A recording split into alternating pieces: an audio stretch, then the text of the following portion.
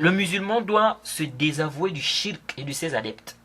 C'est pourquoi il faut faire très attention à ce mouvement qui est, ou ce mouvement qu'on appelle l'unification des religions. Intabihu. Parfois on parle de communisme, mais après recherche, j'ai remarqué que ce terme-là n'est pas très approprié. Ce n'est pas très approprié pour parler de ce mouvement qui est l'unification des religions. Wihdatul Adyan. Car le communisme, c'est plus entre chrétiens. Hein? Mais après, les gens ont fait une extension de ce terme. Mais le terme qui est plus approprié entre les deux, je trouve que le terme qui est plus approprié entre les deux, c'est l'unification des religions.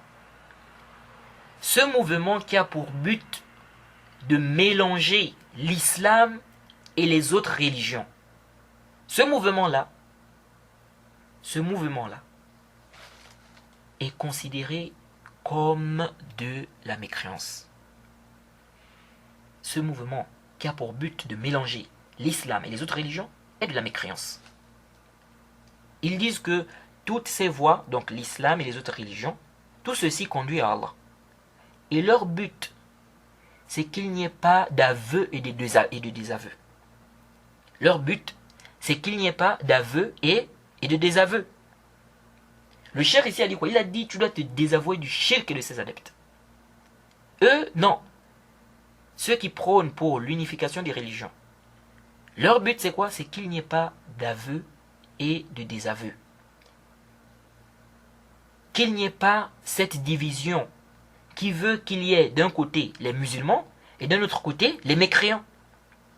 Et ce mouvement a d'autres appellations. Certains disent At-taqribu bayn al-adyan. At-taqribu bayn al-adyan. Le rapprochement entre les religions.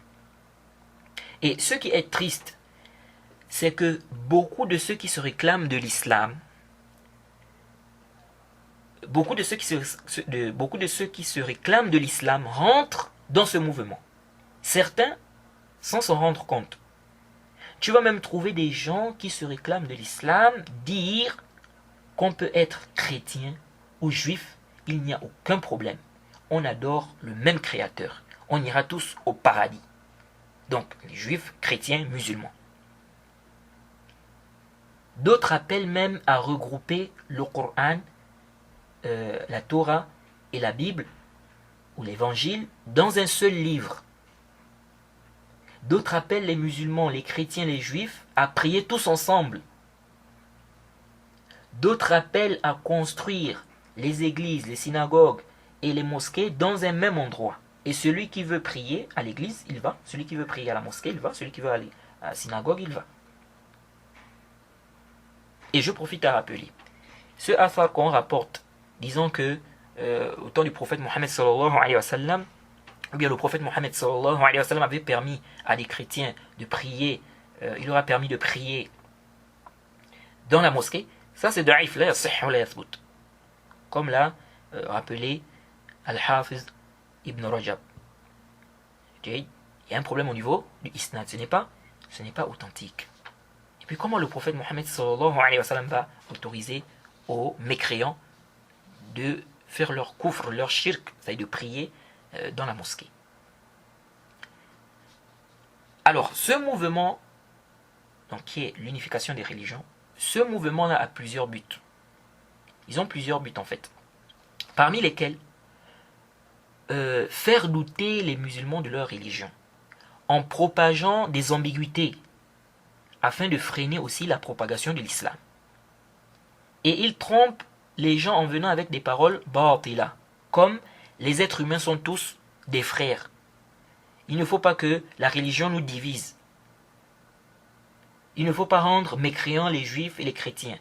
Ne dis pas que ce sont des mécréants. N'utilise pas le terme mécréant. Ils viennent comme ça petit à petit. Ils utilisent plutôt le terme non-musulman.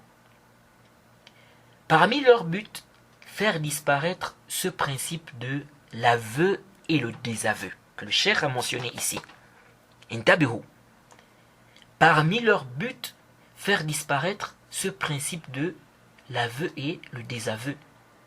Donc tu ne dois pas aimer et détester pour Allah. Tu dois aimer les mécréants. Ça fait partie de leur but. Et parmi ceux qui appellent à ce mouvement, il y en a qui passent par ce qu'on appelle le dialogue interreligieux. Et ici, intabi. Il n'y a pas de mal à discuter avec un mécréant en lui expliquant la religion, ou faire un débat, s'il y a un besoin, dans le but de le convaincre, ou réfuter ses ambiguïtés.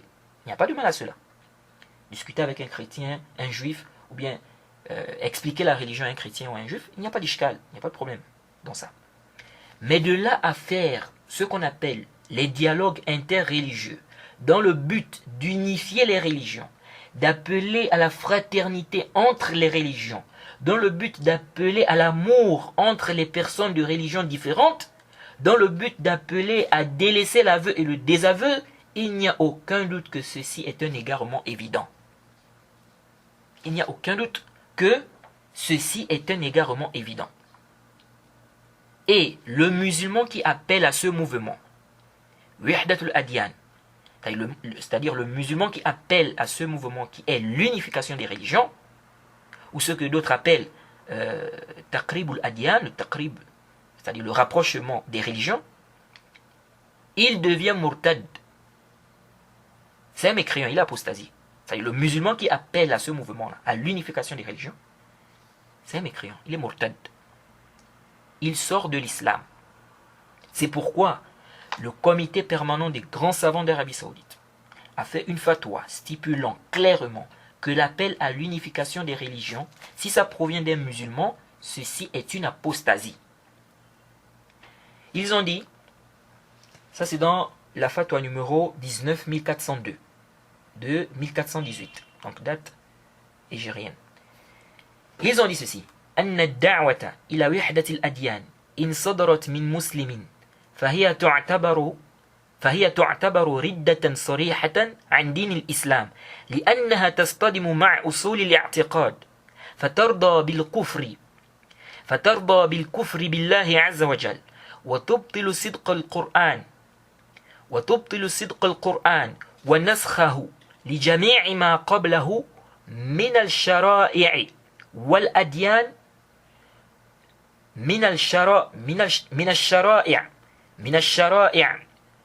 الشرائع والأديان وبناء على ذلك فهي فكرة مرفوضة شرعا محرمة قطعا بجميع أدلة التشريع في الإسلام من قرآن وسنة وإجماع.